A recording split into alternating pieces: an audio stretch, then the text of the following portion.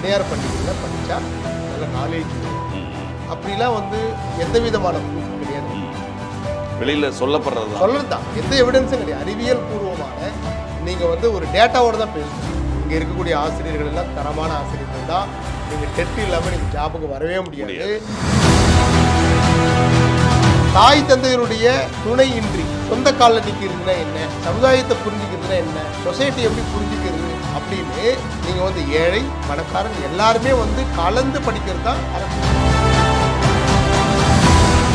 இந்திய அரசியலமைப்புக்கு நேர் எதிராக இருக்கக்கூடிய ஒரு கோட்பாட்டை நீங்கள் வலியுறுத்தி ஒரு தேசிய கல்விக் கொள்கையை நிறுவி நீங்க சமஸ்கிருதத்தை படிங்கன்னு சொன்னா எப்படி படிக்க முடியும்?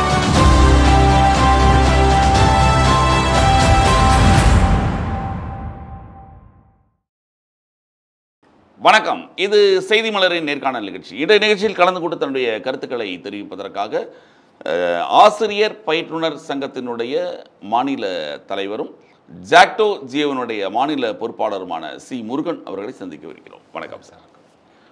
இன்று தேர்வு முடிவுகள்லாம் நேற்று வந்துட்டு இருக்கு.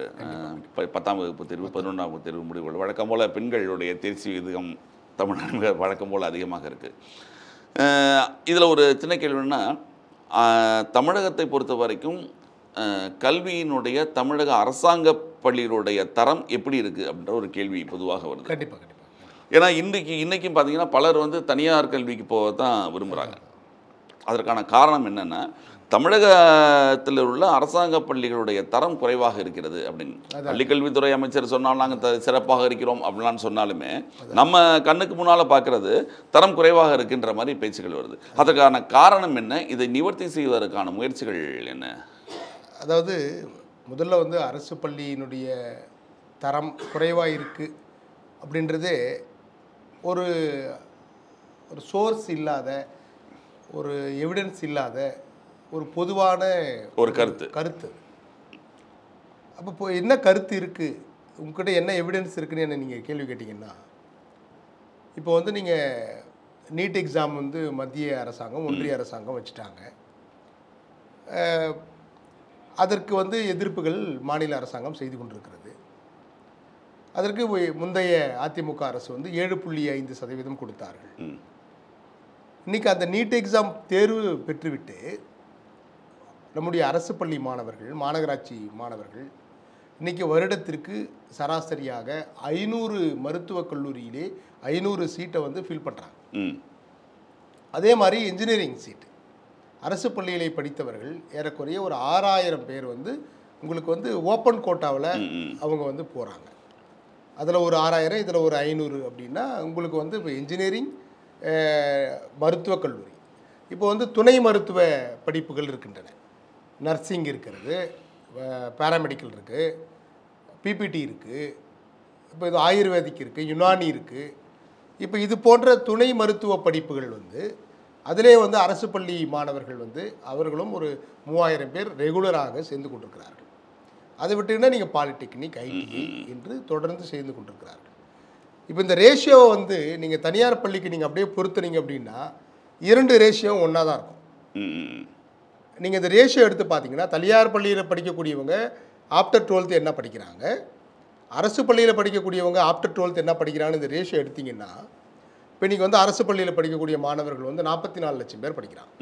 இந்த 44 லட்சம் பேரில் நீங்கள் ஒப்பிட்டு நீங்கள் பார்த்தீங்கன்னா, நீங்கள் வந்து 36,000 பள்ளிகள் இருக்கின்றன, 44 லட்சம் பேர் படிச்சுட்டு இருக்காங்க. இப்போ நீங்கள் ரேஷியோ எடுத்திங்கன்னா 2ம் சமமாக இருக்கும். நீங்கள் சொல்கிறது 12ஆம் வகுப்புக்கு அப்புறம் இருக்கக்கூடிய கல்வியை சொல்கிறீங்க. நான் என்ன கேட்குறேன்னா, அதற்கு முன்பாக இருக்கக்கூடியது இப்போ தனியார் பள்ளிகளுடைய மாணவர்கள் விகிதம் அதிகமாகவும் அரசு பள்ளியுடைய மாணவர்கள் விகிதம் குறைவாகவும் இருக்கிறதாக ஒரு பேச்சு. அதாவது நீங்கள் தரத்தில் சொல்கிறீங்க, குவாலிட்டி இல்லை, நான் குவாலிட்டியில் சொல்லலை, படிக்கக்கூடிய மாணவர்களோட எண்ணிக்கை சொல்கிறேன். நான் எண்ணிக்கை வந்து அரசு பள்ளி மாணவர்கள் அதிகம், டேட்டா நான் வச்சுருக்கிறேன். நீங்கள் இல்லை பொதுவாக இல்லை எஜுகேஷன், நீங்கள் கல்வித்துறை சம்மந்தப்பட்டவர் எல்லாருமே நீங்கள் சென்னையில் இருக்கக்கூடிய, மதுரையில் இருக்கக்கூடிய, இதில் திருச்சியில் இருக்கக்கூடிய நகரங்களில் இருக்கக்கூடிய ஒரு அரசு பள்ளிகளை பற்றி பேசுகிறீங்களே தவிர, கிராமத்தில் இருக்கக்கூடிய அரசு பள்ளிகள் இருக்கு இல்லையா? ஆமாங்க. கிராமத்தில் நான் உங்களுக்கு தெரியாது இல்லை, நீங்கள் தான் இதுவாகவே இருக்கீங்க. எத்தனை 2 மாணவர்கள் படிக்கக்கூடிய பள்ளிகள் இருக்குது நான் பார்த்துருக்கேன். இருக்கு. அதுக்கு ஒரு ஆசிரியர் இருக்காங்க, ரெண்டு பேர் தான். அந்த கிராமத்தில் இருக்கக்கூடிய பெரும்பாலான பிள்ளைகள் பக்கத்தில் இருக்க தனியார் பள்ளிகளுக்கு போகுது. கண்டிப்பாக. அதற்கான காரணம் என்ன? அதை நீங்கள் கூட்டு வரதுக்கு தான் அனைவருக்கும் கல்வி இருந்தது. நீங்கள் ஒரு சமஸ்கிருஷியா நீங்கள் அதான் பண்ணுறீங்க, இது பண்ணுறீங்க. ஆனாலும் இந்த விகிதங்கள் குறைவதற்கான காரணம் என்னன்னு ஒரு கேள்வி இருக்கு. அதாவது விகிதங்கள் மாணவர் சேர்க்கையில் விகிதங்கள் குறையுதுன்னு நீங்கள் சொல்ல வரீங்க. நான் வந்து ஒரு டேட்டா ஒன்று சொல்கிறேன். இப்போ ஒரு 3 நாளைக்கு முன்னாடி ஸ்லாஸ் அப்படின்னு சொல்லிட்டு SLAS state level achievement survey அப்படின்னு சொல்லிட்டு தமிழ்நாடு அரசாங்கம் ஒரு சர்வே வெளியிட்டாங்க. மொத்தம் அந்த சர்வேயில் வந்து 90 லட்சம் மாணவர்கள் கலந்து கொண்டார்கள். 3, 5, 8 இந்த 3 வகுப்புகளில் இருக்கக்கூடிய அனைத்து பாடங்களுக்கும் ஒரு சர்வே ஒன்று எடுத்தாங்க. அதில் கலந்து கொண்ட மாணவருடைய தொகை வந்து 90 லட்சம் குழந்தைகள் கலந்து கொண்டார்கள். தமிழகம் முழுவதும். இந்த சம்மருக்காக கிடையாது, சம்மர் முடிகிறதுக்கு முன்னாடியே, அதை தொடங்குறதுக்கு முன்னாடியே நம்ம வந்து பொது தேர்வு வைக்கிறதுக்கு முன்னாடியே நம்ம வந்து வச்சிட்டோம். ரிசல்ட் வந்து இப்போ போன வாரம் வந்து முதல்வரும் மாநில நம்முடைய அமைச்சரும் திட்ட துணை தலைவர் வந்து ஜெயரஞ்சன் சாரும் வெளியிட்டாங்க. நீங்கள் எல்லாம் பார்த்துருப்பீங்க. அதில் வந்து அதை கொடுத்துருக்காங்க. தரம் எப்படி இருக்குது, 3ஆம் வகுப்பில் எப்படி இருக்குது, 5ல் எப்படி இருக்குது, 8ஆம் வகுப்பு அப்படின்னு சொல்லிட்டு இன்றைக்கி வந்து நெட்டில் போட்டிருக்காங்க. இங்கிலீஷில் வெளியிட்டிருக்காங்க, தமிழில் வெளியிட்டிருக்காங்க. இப்போ வந்து 3ஆம் வகுப்பு குழந்தைங்களுடைய ரீடிங் ஸ்கில், ரைட்டிங் ஸ்கில், அதே மாதிரி நியூமெரிக்கல் ஸ்கில், தமிழ், ஆங்கிலம், கணிதம், இந்த 3 தான் பேசிக் ஸ்கில்னு நம்ம சொல்கிறோம். இந்த 3 பேசிக் ஸ்கில்லில் வந்து பொதுவாக வந்து ஒரு குற்றச்சாட்டு ரெகுலராக வச்சுக்கிட்டே இருந்தாங்க. என்ன குற்றச்சாட்டு அப்படின்னா, அதுக்கு என்ன பேஸ் வைத்தாங்கன்னா ASER report, ASER annual survey of education ரிப்போர்ட்னு சொல்லிட்டு ஒவ்வொரு வருடமும் வந்து அஸ்ஸர் என்பது ஒரு தனியார் நிறுவனம். அவங்க தான் வந்து எடுத்தாங்க. கடைசியாக அவங்க 2024 ஆஃப்டர் கொரோனா அவங்க எடுத்தாங்க. அவங்க எடுத்து ஒரு ரிப்போர்ட்டு சொன்னாங்க. அவங்க வந்து எப்படின்னு சொன்னால், ஒரு ஒன்றியத்திற்கும் தெருவில் போயிட்டு எடுப்பாங்க. ஒரு குழந்தைங்க வந்து கிரவுண்டில் விளையாடிட்டு இருக்காங்க, ஒரு 6வது பையன் விளையாடிட்டு இருக்கான், அவனை கூப்பிட்டு படுறா அப்படின்னு சொல்லுவாங்க. தமிழ் படி, ஆங்கிலம் படின்னு சொல்லிட்டு ரிப்போர்ட் எடுத்து சர்வே, அதாவது இந்தியா முழுக்க உங்களுக்கு வந்து ஒரு 604 மாவட்டங்களில் அவங்க எடுத்தாங்க. அந்த ரிப்போர்ட் வந்து பப்ளிஷ் ஆச்சு. பப்ளிஷ் பண்ணி ஆங்கில பத்திரிகைகள்லையும் தமிழ் பத்திரிகைகளையும் பப்ளிஷ் பண்ணி என்ன ஒரு சார்ஜ் வச்சாங்க தமிழ்நாட்டு மாணவர்களுக்கு, ஆசிரியர்களுக்கு என்ன சார்ஜ் வச்சாங்கன்னா, 5ஆம் வகுப்பு படிக்கக்கூடிய ஒரு பையன் 3ஆம் வகுப்பு தமிழ் பாடத்தை படிக்க தெரியல அப்படின்னு ஒரு சார்ஜ் ஒன்று வச்சாங்க. ஆனால் இப்போ நீங்கள் ஸ்லாஸ் ரிப்போர்ட் நீங்கள் எடுத்து பார்த்தீங்கன்னா அது தலைகீழே இருக்குது. அவங்க எடுத்த ரிப்போர்ட்டுக்கும் இதுக்கும் சம்மந்தமே கிடையாது. அப்போ 3ஆம் வகுப்பு படிக்கக்கூடிய ஒரு படிக்கக்கூடிய பையன் 3ஆம் வகுப்பு தமிழ் பாடத்தை நல்லா படிக்கிறான், கணித பாடத்தை 64% குழந்தைகள் ரைட்டிங் ஸ்கில் இருக்குன்னு ரிப்போர்ட் இருக்குது. ரிப்போர்ட் வந்து இன்றைக்கி வெளியே இருக்குது. நீங்கள் கூகுளில் போட்டால் வந்திருக்கோம். பள்ளிக்கல்வித்துறையுடைய வெப்சைட்டில் இருக்குது, சமக்கர சிக்ஷாவினுடைய வெப்சைட்டில் இருக்குது. அப்போ நாம் வந்து எவிடன்ஸோடு தான், அறிவியல் பூர்வமான ஆதாரத்தோடு நம்ம பேசுகிறோம். ஒன்று, நீங்கள் இன்னொரு கேள்வி கேட்டீங்க, குழந்தைகளுடைய எண்ணிக்கை வந்து தனியார் பள்ளிகளில் இன்க்ரீஸ் ஆகிட்டே போகிறாங்க அப்படின்னு நீங்கள் வந்து கேட்குறீங்க. அதுக்கு காரணம் என்னவென்று சொன்னால், நீங்கள் வந்து தனியார் பள்ளிகளுடைய கட்டணம், தனியார் பள்ளிகளுடைய கட்டணம் வந்து எப்படி இருக்குது இன்றைக்கி அப்படின்னு சொன்னால், இன்றைக்கி மினிமம் சராசரியாக ஒரு 50,000 ரூபாய் நீங்கள் வந்து ஒரு எல்கேஜி. இல்லை, அதைத்தான் கேட்குறேன். இலவசமாக அரசாங்கம் கல்வி தருது, பல்வேறு சலுகைகள் இருக்குது இப்போ படிக்கிற பசங்களுக்கு. இது எதுவுமே அங்கே இல்லாமல் இவ்வளவு பணம் கொடுத்து படிக்கிறதுக்கு ஆசைப்பட காரணம், அவங்க இதை விட அதை மேல் யோசிக்கிறாங்களா அப்படின்னு ஒரு கேள்வி. அதாவது அதுக்கு மெயின் காரணம் வந்துங்க இங்கிலீஷ் மீடியம். இங்கிலீஷ் படித்தா உங்கள்கிட்ட இங்கிலீஷ் மீடியம் தமிழ் மாநகராட்சி பள்ளிகள், அரசு பள்ளிகள் இருக்குது. இங்கே இருக்கக்கூடிய ஆசிரியர்கள் எல்லாம் தரமான ஆசிரியர்கள் தான். நீங்கள் டெட்டு இல்லாமல் நீங்கள் ஜாபுக்கு வரவே முடியாது. டெட்டு முடிச்சுட்டு அதர்வைஸ் இன்னொரு டிஆர்பியும் வைக்கிறாங்க. ஒரு பகுதி நேர ஆசிரியராக இருந்தாலும் சிறப்பாசிரியராக இருந்தாலும் அவர் வந்து 100% குவாலிஃபைடாக இருந்தால் மட்டும்தான் அரசில் வேலை செய்ய முடியும், இல்லைனா அவர் வேலை செய்ய முடியாது. அதுதான் தமிழ்நாடு அரசு பள்ளியினுடைய நிலைமை. தரமிக்க ஆசிரியர்கள் மட்டும்தான் இருக்க முடியும். நீங்கள் 40 வயசு ஆகும், 35 வயசு ஆகும் வேலைக்கு வர்றதுக்கே. ஏன்னா எல்லா எக்ஸாமும் தேர்வு பெற்று தான் வர்றாங்க. ஒன்று, வெளியில் வந்துங்க ஒரு கருத்து நிலவுகிறது. என்ன கருத்து நிலவுதுன்னா, தனியார் பள்ளிகளில் படித்தா நல்ல நாலேஜ் வரும் அப்படிலாம் வந்து எந்த விதமான ப்ரூஃபும் கிடையாது. நம்ம வெளியில் சொல்கிறது தான், எந்த எவிடன்ஸும் கிடையாது. அறிவியல் பூர்வமான நீங்கள் வந்து ஒரு டேட்டாவோடு தான் பேசணுங்க. இப்போ தனியார் பள்ளியில் படிக்கக்கூடிய ஒரு பையன் எந்த வேலைக்கு போகிறான், அரசு பள்ளியில் படிக்கக்கூடியவன் எங்கே வேலைக்கு போகிறான், 12th முடிச்சுட்டு அவன் எங்கே வேலைக்கு போகிறான், எவ்வளோ சம்பளம் வாங்குறான், அவனுடைய குடும்பத்தினுடைய பேக்ரவுண்ட் என்ன, அப்பா அம்மாவனுடைய துணையோடு அவன் வேலைக்கு போகிறானா அல்லது தனித்து நின்று சொந்த காலில் நின்று அவன் முன்னேறானா. அது அரசு பள்ளி மாணவர்கள். அரசு பள்ளி மாணவர்கள். இப்போ நானே ஒரு அரசு பள்ளி மாணவன் தான். அதாவது பால்வாடியில் படித்தேன், 12ஆம் வகுப்பு வரைக்குமே வந்து அரசு பள்ளியில் படித்தேன், கல்லூரி கூட அரசு கல்லூரியில் தான் படித்தேன், பல்கலைக்கழகம் அரசு பல்கலைக்கழகம் படித்தேன். தாய் தந்தையருடைய துணையின்றி சொந்த காலில் நிற்கிறதுனா என்ன, சமுதாயத்தை புரிஞ்சிக்கிறதுனா என்ன, ஃபார் த சொசைட்டி எப்படி புரிஞ்சிக்கிறது, சொசைட்டி எப்படி புரிஞ்சிக்கிறது அப்படின்னு நீங்கள் வந்து ஏழை பணக்காரன் எல்லாருமே வந்து கலந்து படிக்கிறது தான் அரசு. கண்டிப்பாக நீங்கள் சொல்கிறதெல்லாம் சரி. அந்த ஒரு ஸ்கில் வந்து அரசு கண்டிப்பாக அந்த ஸ்கில் இருக்கும், சோசியல் ஸ்கில் கண்டிப்பாக இருக்குது. அப்போ கூட ஒரு கேள்வி வருது இல்லையா, அப்புறம் ஏன் வந்து அரசு பள்ளி மாணவர்களுக்கான நீட் எக்ஸாம் நம்ம ஏன் வேண்டாம்னு சொல்கிறோம்? ஏன் நம்ம தேசிய கல்விக் கொள்கையில் வந்து நீங்கள் படிக்க ஒரு 3வது மொழியை அரசு பள்ளிகள் இப்போ கற்பதில் என்ன பிரச்சனை? இல்லை எனக்கு நமக்கு தெரிஞ்ச அத்தனை மெட்ரிகுலேஷன் பள்ளியிலையும் சிபிஎஸ்சி பள்ளியிலையும் 3வது மொழி கண்டிப்பாக இருக்கிறது. ஆமாங்க இல்லையா, எல்லாம் 3வது. அப்போ இந்த மாணவர்களால் படிக்க இந்த 3வது மொழி ஏன் அரசு பள்ளி மாணவர்களால் படிக்க முடியாதுன்னு நம்ம நினைக்கிறோன்னு ஒரு கேள்வி வரும் இல்லையா? ஆமாம் ஆமாம். அதாவதுங்க தேவையில்லை 2 விஷயம் இருக்குது. அதாவது அவசியம் இல்லாதது, 3வது மொழி அவசியம் இல்லாதது. அவசியம் இல்லாததுன்னு இப்போ நான் சொல்கிறேன் அப்படின்னா எனக்கு வந்து உளவியல் ரீதியான ஆதாரங்கள் என்கிட்ட இருக்குது. இப்போ உளவியலாளர் பியாஜே என்ன சொல்கிறார், ஆல்பர்ட் பண்டூரா என்ன சொல்கிறார், இந்த எவிடன்ஸ் தான் நான் எடுத்துக்க முடியும். தேசிய கல்வியில் சொல்லிட்டாங்கன்றதுக்காக எடுத்துக்க முடியாது. ஏன் அப்படின்னு சொன்னால் உங்களுக்கு வந்து அரசியலமைப்பினுடைய அட்டவணை 8, அரசியலமைப்பினுடைய அட்டவணை 8ல் அதனுடைய ப்ரொஃபஷன் இருக்குது. இப்போ நீங்கள் 22 மொழிகள் வந்து அங்கீகரிக்கப்பட்ட மொழிகள் இருக்கின்றன. அந்த 22 மொழிகளில் ஒரு மொழி தான் சமஸ்கிருதம். இவங்க வந்து 3வது மொழி ஹிந்தி படிங்கன்னு அவங்க சொல்லலை. சமஸ்கிருதம் வெளியில் சொல்ல போகிறது எல்லாருமே ஹிந்தி திருப்புன்னு சொல்கிறாங்க. ஹிந்தி திருப்பி 22 மொழிகளில் எந்த மொழி வேணால் எடுத்துக்கணும்னு சொல்கிறாங்க இல்லையா? அங்கே பாருங்க, நான் தேசிய கல்விகளை புக்கை வச்சுருக்கிறேன். அதில் 4வது சாப்டரில் 17வது பத்தி இதில் இருக்குது. தேசிய கல்விகளை புத்தகம் நான் வச்சுருக்கிறேன். இதுதான் ஒரிஜினல் ப்ரெஸ். இது 4.17 மொத்தம் 27 சாப்டர் இருக்குது, 4 பாகங்கள் இருக்கின்றன.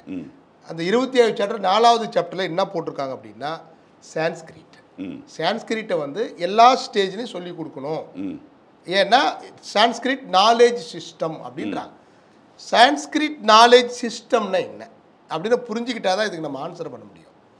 அதில் என்ன நாலேஜ் இருக்குது அப்படின்னா நிஷ்காம கர்மா இருக்குதுன்னு சொல்கிறாங்க. நிஷ்காம கர்மான்னா கர்மா கோட்பாடு. கர்மா கோட்பாடுனா என்ன? சனாதனம். சனாதனம்னா என்ன? மனிதர்களை நீங்கள் பிரிக்கிறது, 4 வர்ணங்களாக பிரிக்கின்றது. இந்த 4 வர்ணம் எதற்கு எதிராக இருக்கிறது?